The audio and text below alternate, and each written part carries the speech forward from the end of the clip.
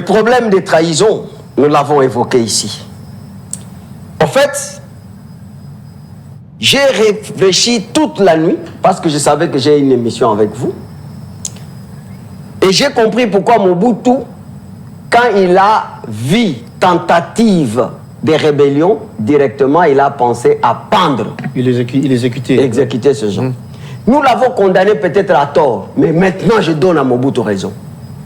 Il faudra commencer par pendre tout celui qui a tenu de l'arme. Tout celui qui a tenu une arme dans ce pays. Ça sera mais je vous dis, je vous dis, et si je vois ces gens-là en train de rouler carrosse et je regarde comment le sang coule, ça fait très mal. Ça fait très mal. Mais parce que nous sommes dans cette démarche-là, c'est aujourd'hui ou jamais. Parce que les sécurités continuent à battre son plat, tout en vous rappelant que Kinshasa nous rassure que Goma ne tombera jamais et que les zones occupées par le rebelle M23 soutenu par l'armée rwandaise seront sans doute récupérées dans les jours à venir. Mais à Kinshasa, les manifestations se poursuivent, et pas plus tard qu'hier.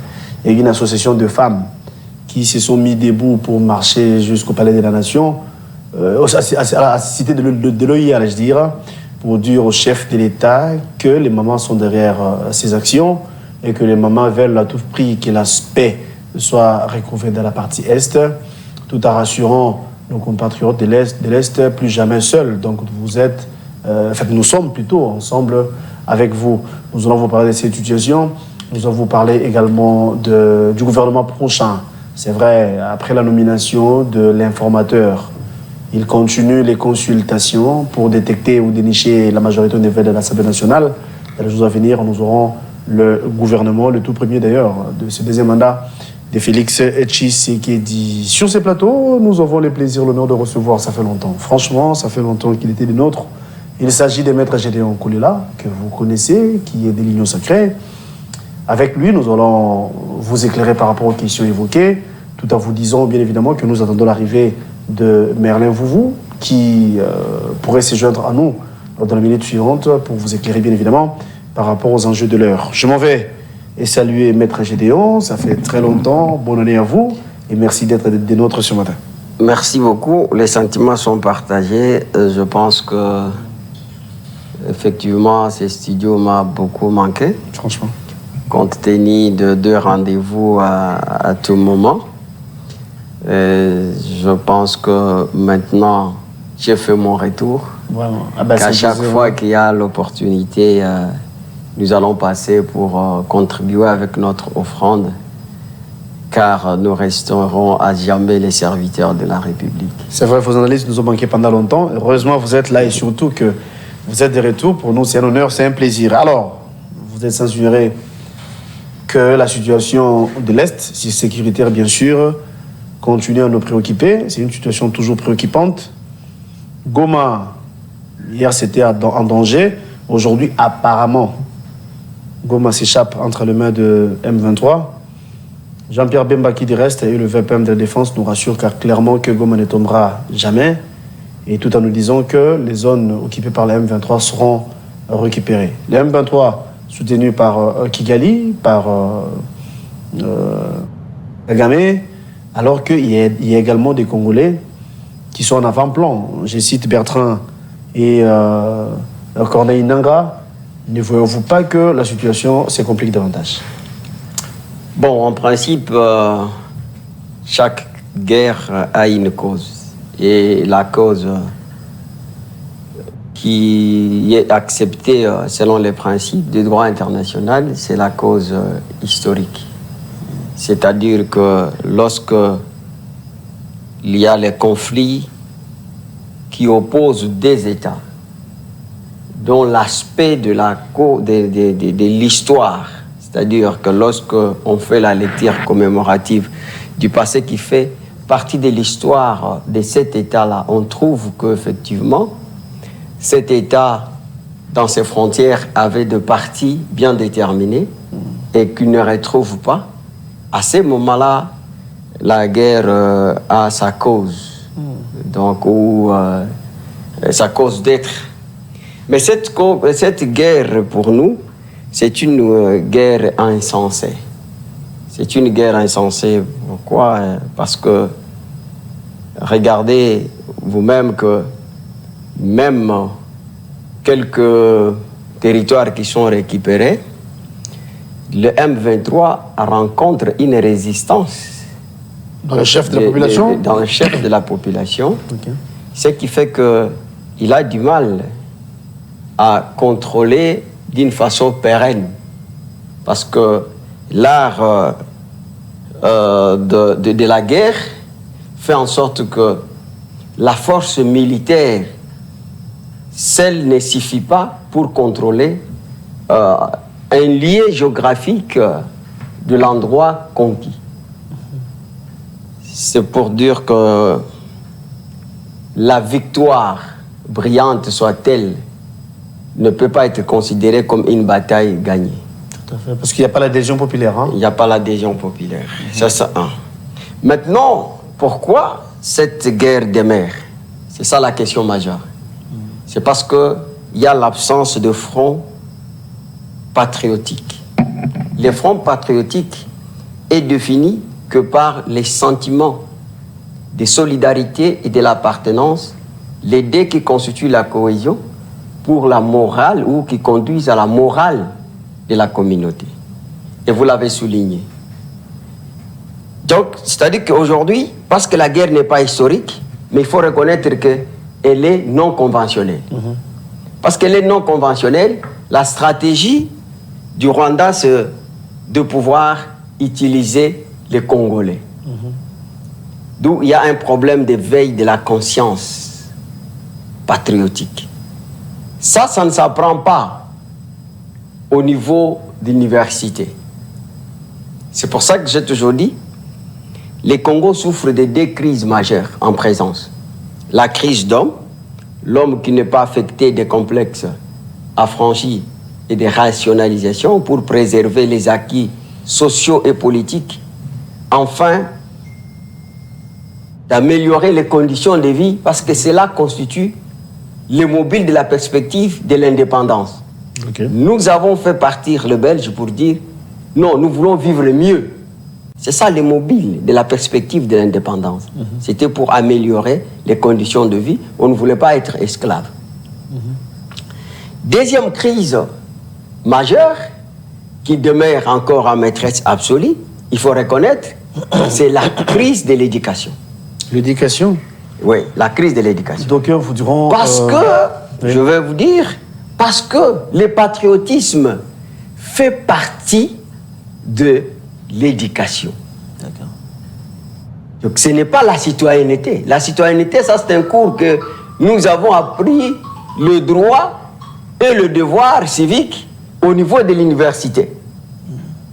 Maintenant, le patriotisme se constitue un front parce que je vous ai dit, il y a les sentiments de solidarité et le sentiment de l'appartenance, les deux qui nous amènent à la cohésion nationale pour une morale de la communauté. C'est pourquoi vous voyez en Israël que ce peuple-là, quand vous avez tué un, c'est tout le monde qui se sent tué.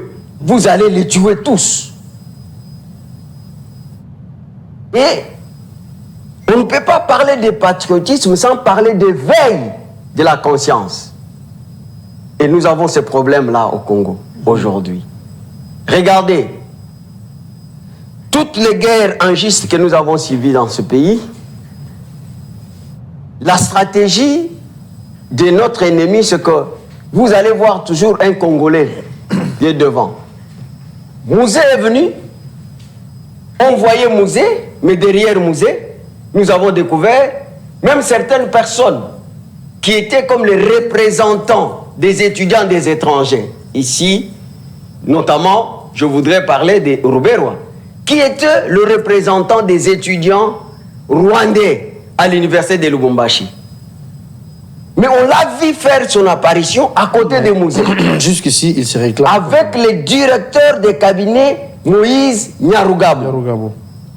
Et lorsque Mouzé a pris conscience pour dire « je ne trahirai jamais le pays », parce qu'à ce moment-là, on réclamait à Mouzé certains accords obscurs dont les Kivu devraient appartenir au Rwanda. Donc Mouzé a dit « non, je ne vais pas céder ». Et il nous a aussi dit « même si vous me tuez aujourd'hui, il y aura d'autres Mouzé ». C'est-à-dire qu'il y aura d'autres personnes qui aura aussi cette veille de la conscience. C'est ça le patriotisme dont je parle. Maintenant, nous avons vu RCD. Et ces gens-là se sont cachés derrière pour chercher les Onosumba, donc pour chercher les Sesanga, pour tromper, montrer que non, ce sont des Congolais. Et là, Kagame trouvait beaucoup plus d'arguments sur le plan international pour dire qu'il s'agit d'un conflit interne. Alors que le conflit interne n'est pas le sujet du droit international. Voilà pourquoi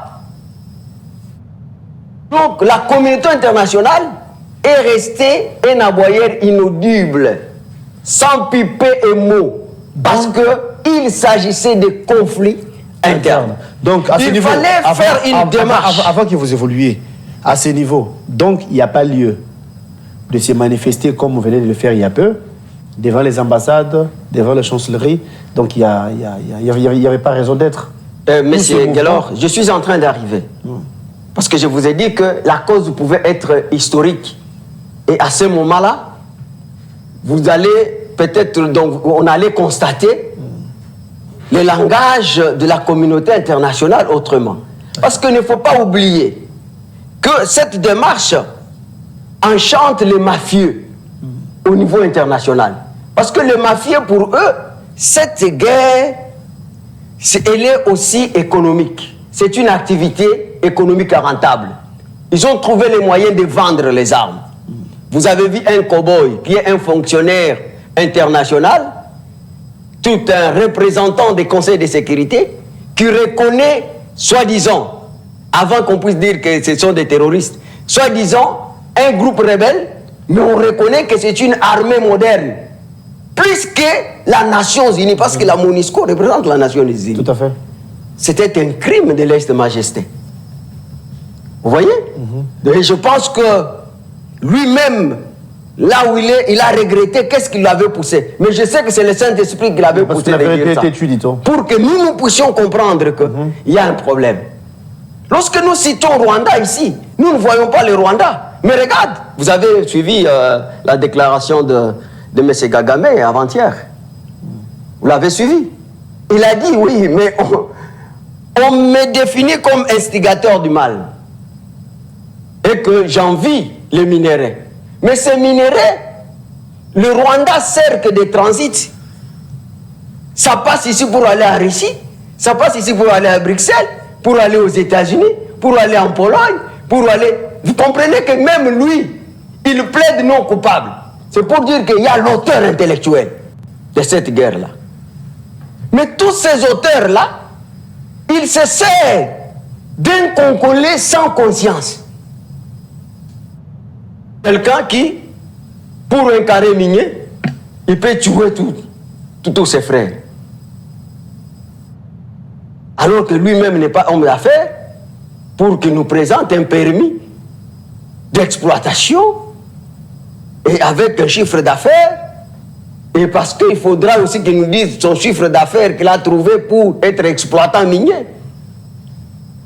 Donc, tous ces éléments faisant combine, c'est pour ça que je dis, ce qui se fait aujourd'hui, parce que c'est ça le problème, ce qui se fait aujourd'hui, c'est une expression, vous savez, cette démocratie est restée longtemps comme la promesse de vieux pieds de tous les gouvernements que nous avons connus dans ce pays, qui l'ont confisqué pour ramer à contre-courant.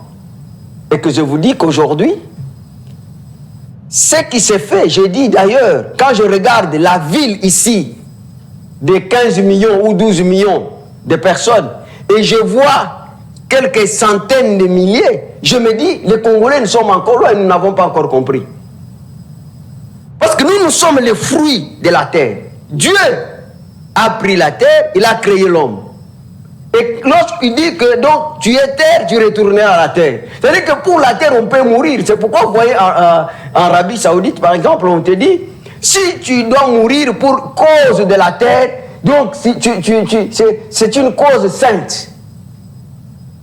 On ne peut pas dire que tu as péché. Si tu as tué quelqu'un parce que c'est un ennemi, parce qu'il a trahi, parce qu'ici, il faut savoir qu'il y a 3 crimes auxquels il faut protéger.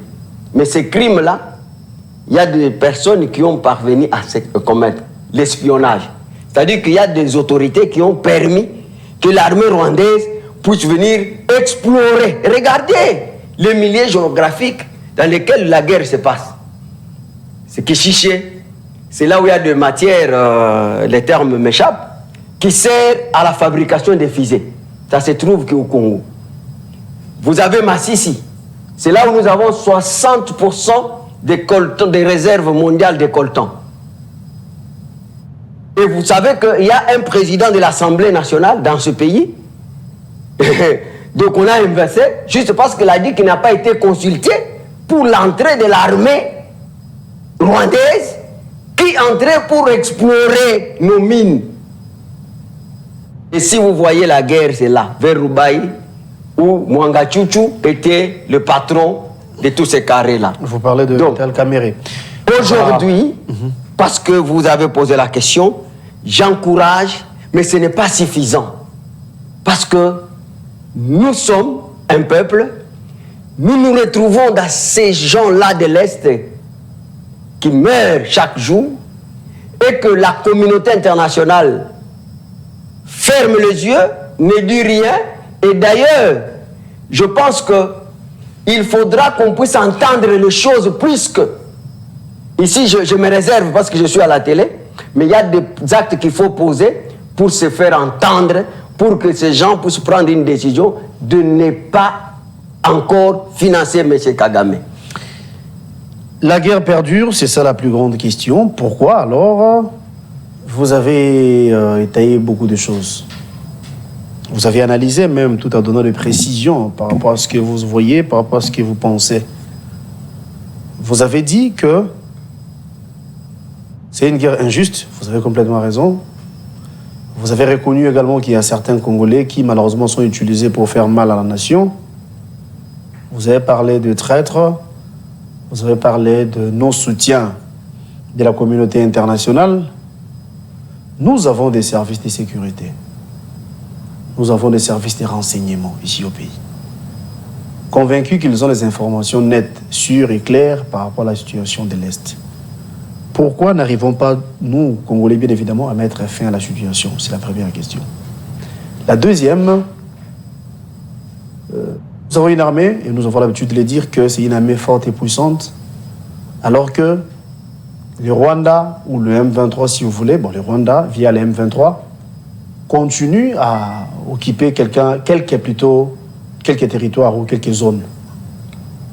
À nos jours, vous êtes sans ignorer que l'autre fois, le chef l'État était clair quant à ce, tout à 10 ans. À moins d'escarmouche, il va faire appel aux 2 chambres, réunir un congrès pour déclencher ou déclarer la guerre contre le Rwanda. Nous avons tous les indicateurs, tout alors qui prouvent à suffisance que Kagame serait à la base de tout ce qui se passe. En tant que peuple, en tant que nation, par dignité, par respect de ces dernières, y a-t-il pas moyen de s'élever, de faire face à l'agression? Ou encore, sachant que, comme vous avez dit, c'est les Occidentaux qui nous font plutôt du mal via le Rwanda. Est-ce qu'on a du mal à aller frapper la porte de grandes puissances pour négocier clairement, pour qu'il y ait la paix? Ou bien on va rester comme ça à pleurnicher alors que nos compatriotes meurent et tombent tous les jours? Ok.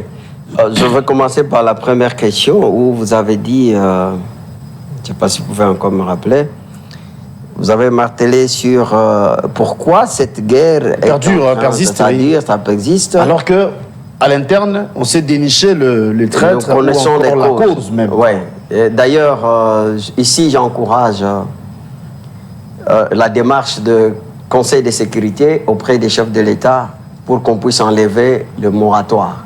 En fait, j'ai même entendu de certains juristes qui disent que non, la peine de mort a été abolie dans notre pays. Non, non, c'est l'exécution qui a été suspendue.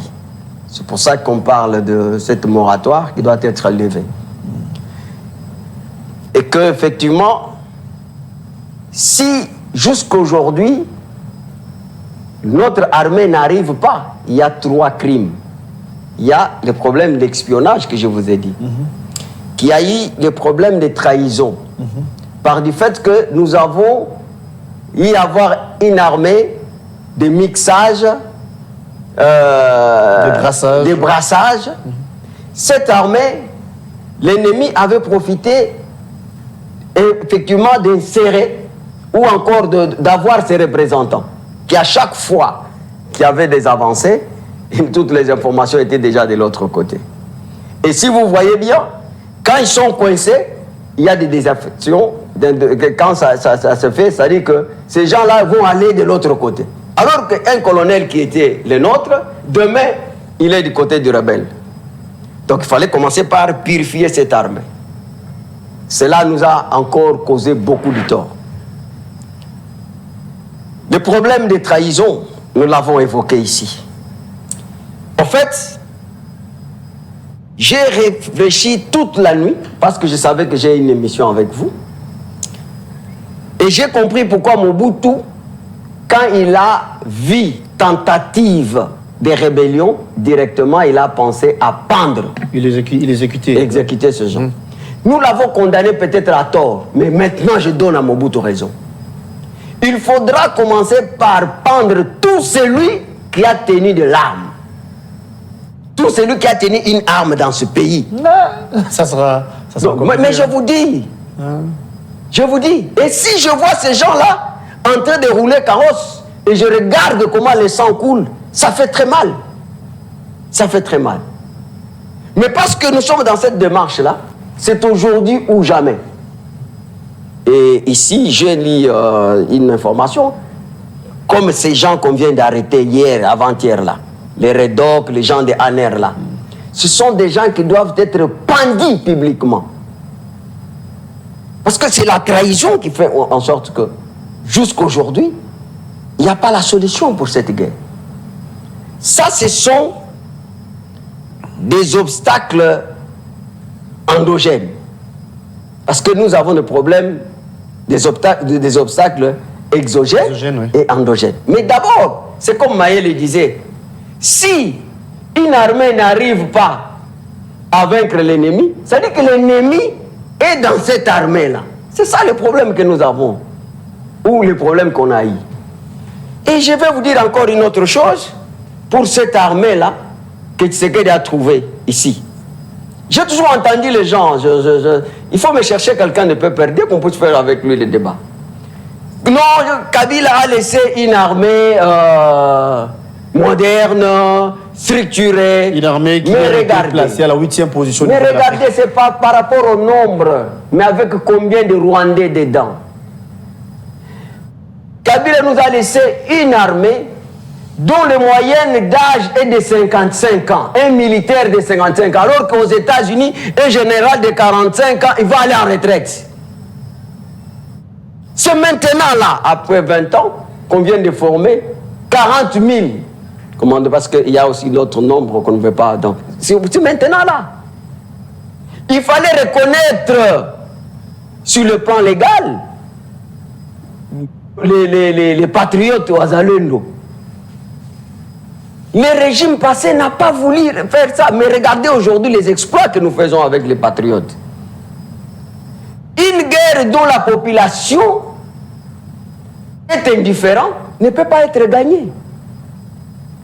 Vous savez que cette population était déterminée, ça n'a pas commencé aujourd'hui. C'est depuis Mouzé. Mais ces gens ici de la communauté internationale, ils ont vu que Mouzé avait la population derrière. Mais qu'est-ce qu'ils ont cherché? À éliminer Mouzé.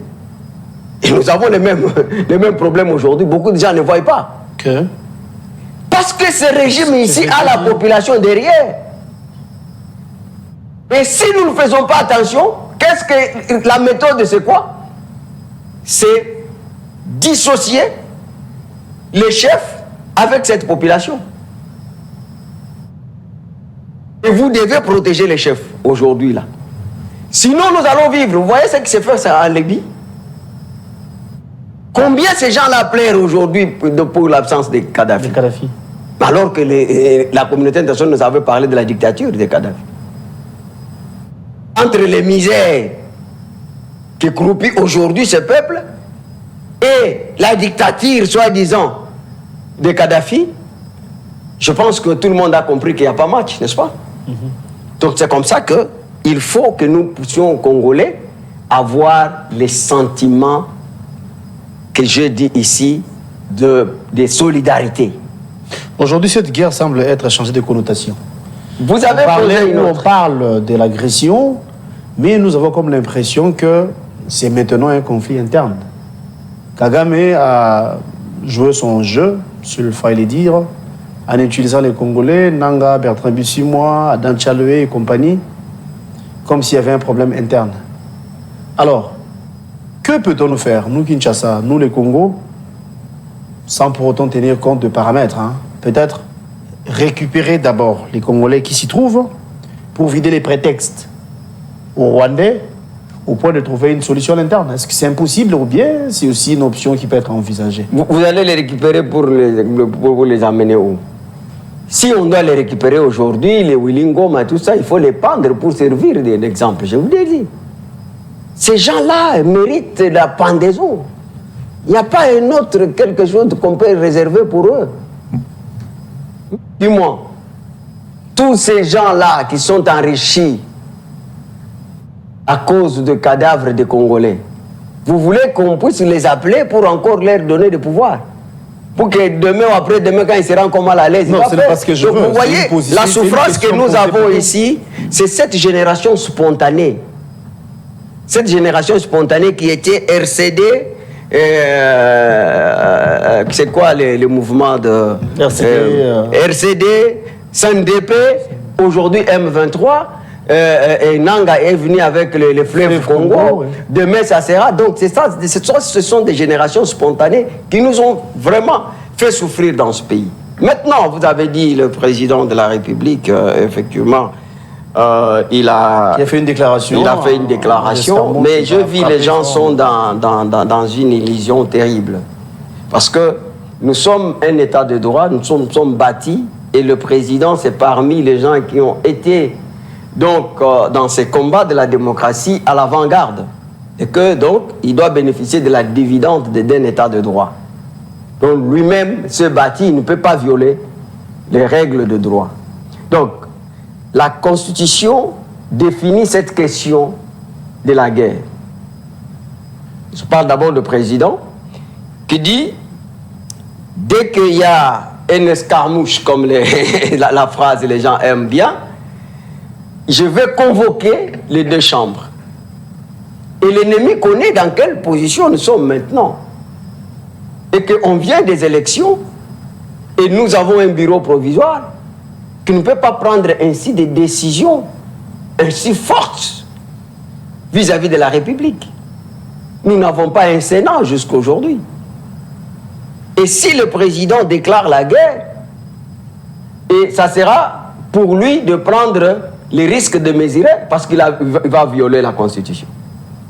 Pour une bonne cause, est-ce que ça ne sera pas... Non, mais il va violer la Constitution. Et aussi, est-ce que c'est pour une... Non, parce qu'il y a une procédure. Ouais. On peut déclarer la guerre, mais il y a une procédure. C'est procédural, ça. Il faut les services de sécurité. Et c'est les services de sécurité, et tant que des techniciens, qui vont donner leur avis technique pour dire, effectivement, tout est fin prêt pour que nous puissions obtenir l'autorisation du Parlement réuni en congrès. Voilà, la situation se trouve à ce niveau-là. Et on ne peut pas aujourd'hui prendre le président comme responsable. Mais qu'à cela ne tienne, il y a un travail énorme qui est en train de se faire. Il y a un travail énorme qui est en train de se faire. Et qu'aujourd'hui, je vous ai dit, vous avez suivi la déclaration de Kagame, qui plaide non coupable, quand bien même que nous savons que c'est vrai qu'il n'est pas l'instigateur du mal, mais il est le marionnette de ceux qui l'envoient à jouer ces sales coups. Et nous savons qu'il ne sera jamais impuni pour ça. Mais maintenant, l'élément le plus important, j'insiste sur ça, c'est que nous tous aujourd'hui, nous devons avoir cette veille-là de la conscience humaine. C'est pourquoi que moi, je suis de l'Union sacrée, je vous dis, je ne suis pas d'accord de certaines guerres qui se passent dans ma famille où les gens cherchent des positionnements au moment où, alors que, donc, au fond là-bas, ça brille. À nous guetter, ouais, dans ce qui nous guette. Vous voyez, donc je suis en train de fustiger tout ce qui est comme démarche de positionnement, tout ce qui est comme démarche de chercher à se constituer un groupe qui doit présenter beaucoup plus de parlementaires pour enfin bénéficier des postes de Premier ministre. Je suis en train ici de dire qu'il faut mettre fin à ce cumul de fonctions et que les gens se décident et qu'aujourd'hui, il faut même voir combien il faut réduire, comment réduire les trains de vie des gens qui se battent là pour envoyer au front et ça va beaucoup plus aider notre armée. Donc, il y a aussi des frustrations dans ce sens-là. De voir quelqu'un qui roule avec un bagnole qui coûte 80 000 $, vous voyez? Et pendant que là, au fond, il y a des gens qui se battent et que leurs enfants, ils n'ont pas peut-être mangé. Oui. Ça, il y a d'autres frustrations. Ça, j'interpelle au président de la République. Je sais que, donc, il éveille sur cette question, mais il faut encore veiller davantage. Aussi, je vais dire, qu'à ce moment, au moment où nous parlons... les élus, les députés qui ont touché 21 000, encore certains... J'ai dit, c'est ça que je suis en train de dire. Nous sommes dans un moment... 33 000. Hein. J'ai dit, nous sommes le moment de la guerre. Bon, ça, moi, je ne suis pas dans les spéculations parce que ces gens-là sont des autorités budgétaires et qu'il faut, à partir de moment où il y a le projet de budget, c'est à ce moment qu'ils peuvent voir combien ils doivent leur revenir. Nous ne sommes pas encore arrivés là-bas. Les 31 ou les 33 000 qu'on parle, c'est une illusion. Mais ça peut être un ballot d'essai. Spéculation. Mais ils ont discuté ça quand? Parce que ces gens-là n'avaient même pas la qualité de députés. On vient de valider leur mandat il y a 48 heures. Mais ce bruit-là était bien avant. Il s'agissait de quel bureau? Tout est parti de l'une d'interview du chef de l'État, quand il avait dit que le 21 000 dont les gens faisaient allusion, d'après lui, était même minime, parce que les députés ont le travail énorme. Non, mais écoutez, ça c'est une autre question. Nous sommes en train de parler maintenant de la guerre. Donc ça, c'est une autre question. Vous avez parlé des réductions des trains de vie. Hein. Et alors, pourquoi au moment où nous parlons maintenant, j'ai dit, il faut donner des leçons. Parce qu'on est en train de chercher des pistes de solutions. Tout à fait. Des solutions, c'est quoi? C'est que si on entend, parce que le carmouche aussi, ce n'est pas seulement un lobby qu'on peut lancer, mais il y a aussi les détournements des deniers publics, des fonds de l'État. Il faut pendre aussi tout celui qui va le contexte différent. Poser. Non, mais je vous dis, parce que tout ça. Pour la guerre et non pour les détournements. Non, mais écoutez, mais lorsque quelqu'un détourne l'argent qui doit servir à l'armée, il n'est pas différent de celui qui a donné les renseignements. Vous voyez? Donc, lorsqu'on parle des renseignements, c'est-à-dire quoi? C'est une information couplée, avec tous les détails. Et surtout, donc, lorsque quelqu'un détourne l'argent, ou encore lorsque les gens créent de fausses rébellions pour justifier les détournements des fonds publics. Jusqu'ici, les traîtres sont connus. C'est vrai, hein? Vous l'avez cité certains en tout cas.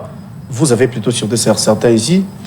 Pour ceux qui pensent que les Congolais se trouvent dans l'obligation de se mettre ensemble, en termes de dialogue, ça il faudrait le dire sans ambages en tout cas, pour former un corps, pour former une force, au point de contrecarrer les actions de Kagame, aussi de la communauté internationale. Pensez-vous que l'idée semble être louable ou bien nous connaissons comment ça peut se finir déjà? Bon, je pense que vous-même, vous êtes dubitatif en me posant cette question. Tout à fait. Pourquoi? Parce qu'on connaît la culture et la mentalité. Malheureusement. Vous savez, le développement moral dans notre pays n'a pas encore pris corps. Parce que si le développement moral avait pris corps, on pouvait arriver à mettre sur pied les institutions hautement démocratiques capables d'accélérer le développement intégral et global de la RDC. Mais jusqu'aujourd'hui, ce paradigme de développement pose problème. C'est pour ça que vous voyez, nos débats tournent tout autour des individus. Malheureusement. C'est comme si les cris de détresse de toute la masse populaire constituent une expression sans conteste qu'il y a besoin d'une alternance politique, alors que le Congo n'a pas besoin d'une alternance politique comme impératif, mais plutôt d'un paradigme de développement. Vous voyez, mais alors, le premier développement d'abord, c'est le développement de la mentalité. Le développement de la mentalité, parce que nous devons avoir notre manière d'être, notre manière de penser. Si on doit penser que, regardez, ce sont les mêmes revendications des M23 qui demandent à ce qu'on se retrouve tout autour d'une même table. Mais si ce langage est relié par l'opposition, soi-disant, parce que, bon, aujourd'hui, il faut parler de l'opposition par l'infirmité des langages. Sinon, il y a une coalition des frustrés, hein, des gens qui s'attendaient à être dans des postes de responsabilité, qui ne sont pas là, des aigris, voilà les termes. C'est l'expression. Donc les aigris. Donc tous ces aigris-là, aujourd'hui, parce qu'ils n'ont pas le rouleau compresseur pour faire bouger des lignes. Vous savez que la politique, c'est un monde d'élite et d'intégration. La élite, si vous avez effectivement les rouleaux de compresseur pour donc inverser ou amener une autre recette. Mais vous allez intégrer parce que vous êtes faible. C'est comme ça que les gens profitent dans des périodes comme ça pour dire « oh, ça tombe au point nommé ».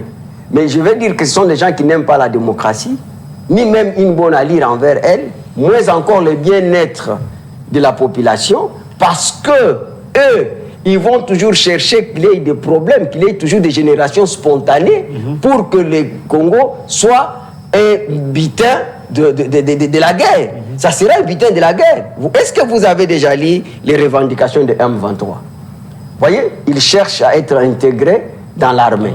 Nous allons vivre toujours l'espionnage, nous allons vivre toujours des trahisons, nous allons toujours vivre donc ces dangers de la paix de l'État. Ça ne sera pas garanti.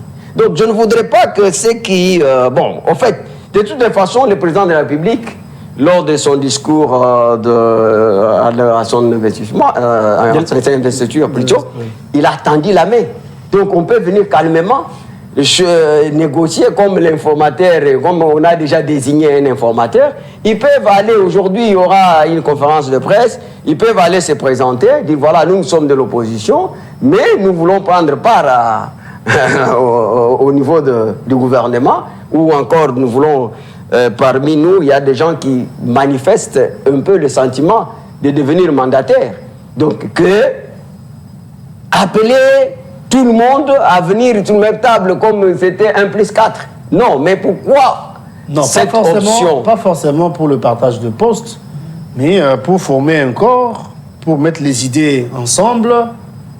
La question de, comme j'ai dit il y a peu, de contrecarrer les actions de Kigali, tout en excluant peut-être, pas peut-être, mais tout en excluant les M23, parce que c'est là, jusqu'ici. Bon, à moins que vous puissiez me dire que parmi les gens qui veulent qu'on puisse se trouver tout autour de la même table, ils ont quand même des liens avec les M23. Parce que c'est M23 qui... Ça, c'est aussi notre problème. Hein. Donc oui, parce que c'est M23 qui, par la bénédiction de Rwanda, nous agresse aujourd'hui. Et si nous-mêmes aussi, nous devons avoir les mêmes conditions, que pour se mettre ensemble, il faut que le président puisse convoquer les dialogues. Vous voyez que quelque part là, nous ne savons pas ce que nous voulons. Si on ne sait pas ce qu'on veut, on va faire ce qu'on ne connaît pas. Donc le résultat ne sera pas facile. Vous avez parlé d'un informateur. D'ailleurs, il y a un point de presse qui sera organisé dans les heures suivantes. L'informateur. Sa nomination, il y a de ceux-là qui pensent que le chef de l'État n'a pas fait un bon choix. D'abord, ce n'est pas une nomination, c'est une désignation. Ouais. Il y a une très grande différence entre une nomination qui passe par l'ordonnance, qui doit sanctionner cette nomination. Mais ici, il s'agit D'une désignation et nous parlons de ces choix. Les choix du chef de l'État. Et alors, les gens vont vous dire que le chef n'a pas bien fait le choix. Mais regardez, il n'y a pas mieux que Kabouya aujourd'hui sur la scène politique qui connaît les uns les autres. Kabouya, j'ai entendu les gens vous dire, je ne sais pas, mais écoutez, qui ont négocié l'accord de FCC Cash. Vous voyez, Kabouya a été là. Non. Oui, Kabouya était là. Kabound, oui, mais je vous dis. Kabound. Non, Kabound a signé. Kabound a signé. Voilà, et puis voilà. Non, je vous donne l'information. Kabound était le jour de la signature. Mais toutes les rencontres, donc j'ai dit rencontres. Et puis il n'y a pas de cursus pour être un informateur, mon frère. Que les gens arrêtent, c'est comme je vois les débats. Aujourd'hui, je vous ai dit que nous souffrons de la crise de l'éducation. Vous savez, quand l'éducation est capitale que lorsque les concepts entreprennent le développement. On ne peut pas parler du développement si on n'a pas posté ou donc postulé un système éducatif capable de nous permettre de connaître les réalités environnementales qui vont nous permettre aujourd'hui de créer le médicament propre aux Congolais, de créer des hôpitaux avec des médecins et donc avec la médecine congolaise. Est-ce que nous avons une médecine congolaise? Nous n'avons pas une médecine congolaise. Est-ce que nous arrivons nous-mêmes à inventer des voitures pour qu'on parle de développement? Non. Donc maintenant, nous faisons les débats des diplômes. Alors que, regardez... Nous ne sommes pas ces diplômes. Oui, mais nous parlons des diplômes. Mais regardez ces diplômes-là. Donc vous savez, l'université ne doit pas être une institution structurée qui forme les auxiliaires de l'administration publique, qui quitte l'université pour venir commencer à écrire « j'ai l'honneur ». Mais c'est une perte de temps, mais c'est un échec. Donc l'université, on y va pour apprendre la politique de création d'emplois. Vous venez, c'est comme ça que vous voyez qu'aujourd'hui, les gens sont dans l'intelligence artificielle. Mais quand vous dites que donc, mais regardez, mais aujourd'hui maîtrise bien les méandres que les autres, c'est sur base de quoi? Que les autres, je n'ai pas parlé que les autres, j'ai dit, donc aujourd'hui à l'IDPS, ok? Si on parle des acteurs qui peuvent au moins négocier sur les quotas. Vous et moi savons également que le chef de l'État est le fruit de l'UDPS. Est-ce qu'il fallait forcément qu'un informateur puisse provenir de l'UDPS? Mais je demande pourquoi pas. Donc pourquoi pas? Il y a une loi qui dit que non, Kabouya ne peut pas être informateur. Non, je n'ai pas dit ça. Est-ce qu'il y a une loi qui dit que non, quelqu'un de l'IDPS ne peut pas être informateur? Un informateur, il a fait combien de mois dans le ventre de sa mère? Non, il doit avoir fait 12 mois par rapport à nous. C'est pas dans ce sens-là. Par élégance, en fait. Non, quelle élégance? Mais écoutez, il y a beaucoup de couleurs qui constituent l'IDPS, oui, l'IDPS aujourd'hui, il est le parti politique qui a beaucoup plus de nombre de députés. Vous voyez, qui a beaucoup plus de nombre de députés. Donc à ce niveau-là, et celui qui engage l'IDPS, c'est le secrétaire général, Kabouya, que vous l'aimez ou pas. Mais pourquoi les gens? Moi, je ne sais pas. C'est ce débat des individus là. Donc, dans ce pays, nous avons eu un premier ministre qui avait que 4 ans post-primaire. Pour qui nous parlons? Il faut parler de Lumumba. Pour qui nous parlons? Un héros qui a fait des exploits. Mais aujourd'hui, quand les gens font les débats, non, mais à son temps, il n'y avait pas ça. Non, mais écoutez, je vais vous citer encore quelqu'un d'autre. Je vais encore vous citer quelqu'un d'autre. Vous connaissez les titres académiques de mon vieux de Palou, le vieux Kizenga? Sinon, les débats ne se situent pas. Non, mais moi, j'ai toujours demandé. De connaissances, de diplôme. Pardon? Non, les débats ne se situent pas à ces niveaux. Mais les débats, ils se situent où? Par élégance. Quelle élégance? Ne voyez pas que... Parce qu'il y a certaines personnes qui, à mon avis, sont fistrés, mais ils n'ont pas le courage de les dire. Comment ils doivent être fistrés? Quelqu'un me dira que le travail que va faire Kabouya, je vous respecte beaucoup. Je vous respecte beaucoup. Mais laisse-moi vous donner une autre information. Ça sera l'armature du gouvernement prochain. Non, regardez, laisse-moi vous donner une autre information. J'ai eu la grâce de participer dans plusieurs rencontres de l'Union sacrée. Ok? Et que vous voyez que parfois, si Kabouya n'est pas là, cette réunion ne va pas se tenir. Vous comprenez? Donc, il y a Mbosso qui nous dit, donc ici, nous attendons l'arrivée de CG Kabouya. Et le CG Kabouya, il a toujours été un informateur du président de la République de tout ce qui se passe. Vous l'avez vu lorsque Kamere a créé PCR. Ok? Donc, il a vu... Au lendemain, il est allé consulter les siens. Mais c'est de l'informatique. C'était de l'agitation ou bien? C'est la fin? Alors, dis-moi, si on disait que l'informateur c'est Gédéon, vous allez encore dire tout ce que vous dites ici aujourd'hui. Même vous, vous n'allez pas accepter que je sois l'informateur. On n'a pas dit qu'on accepte Kabouya, ou encore, combien de mortels ne disent pas qu'ils n'acceptent pas Kabouya. Mais qu'est-ce qui dérange? C'est plutôt du fait que Kabouya est de souche l'UDPS, oui. Le chef de l'État de l'UDPS, alors que l'Union sacrée est composée de beaucoup de tendances ou encore de beaucoup de couleurs. Est-ce que vous savez les critères sur base desquels on peut faire les choix pour un informateur? Vous avez parlé du nombre de députés, ça c'est ce que vous avez dit. Non, en dehors de ça. Non, c'est le bon vouloir. C'est le bon vouloir du chef de l'État. Non, même pas les bons vouloirs. Parce que nous sommes en politique. Il y a d'abord la fidélité, la loyauté. Voilà pourquoi j'ai dit. Donc, vous voyez, la loyauté, il y a aussi l'abnégation. Et je ne dis, vous ne me direz pas que Kabouya aujourd'hui, à côté du chef, il n'a jamais manifesté la loyauté, la fidélité, l'abnégation. Donc, vous comprenez? On se quitte. Vous savez il ne répond pas aux critères, Kamere non, donc Kabouya. Non, mais j'ai dit. Kouchapo est bon vent en lui. Mais Bahati, la fois passée, c'était Bahati, non? Oui. Alors, mais je constate aussi que mon vieux a beaucoup plus de... Hein? Donc, il a la vision même, je ne sais pas. Donc, il a beaucoup plus l'envie d'être quelque part. Et puis, vous savez qu'aujourd'hui... La vision d'être le chef de l'État prochain? Ça, ce n'est pas interdit. Ben voilà. Mais... Peu importe la vision qui mais regardez aujourd'hui les murmures qui se passent entre les membres de l'Union sacrée. Il y a aussi des temps. Vous ne pouvez pas donc prendre quelqu'un qui est le sujet de querelle et vous le nommez, vous le désignez informateur. Non. Ce n'est pas le cas pour Kabouya en tout cas. Merci beaucoup d'être venu. On va se quitter. Merci beaucoup. Merci pour la disponibilité. Ça fait longtemps, comme vous avez dit que vous êtes de retour, donc on peut vous retrouver très prochainement. Tout dépendra bien sûr de votre disponibilité. Merci beaucoup. Non, c'est à moi de vous remercier pour cette marque de confiance. Merci. Je remercie ceux qui nous ont suivis, ceux pour qui je n'ai pas rencontré leurs aspirations sentimentales. Ils doivent comprendre que nous sommes en démocratie. Ouais. La démocratie, c'est une gestion de contradictions. Tout à fait. Et aussi des désaccords. Et vous n'êtes pas d'accord avec moi. Je pense que vous réservez la place à tout le monde. Absolument. D'ailleurs, il y a Merlin qui devait être là, malheureusement. Oui. C'est un jeune que j'aime bien. D'accord. J'aurais voulu débattre avec lui, mais bon, Dieu a permis que je sois seul sur le plateau. Merci beaucoup. Je pense que si je n'ai pas convaincu, les gens peuvent toujours vous contacter. Il y a un numéro affiché, les remarques, si j'ai sûr, nous avons toujours besoin.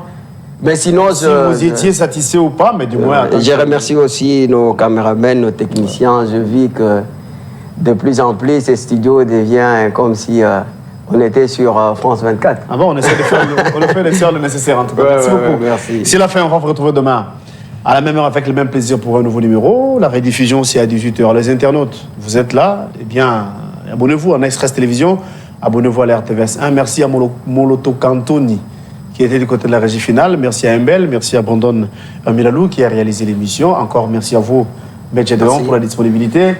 On va vous retrouver demain pour un nouveau numéro et au revoir.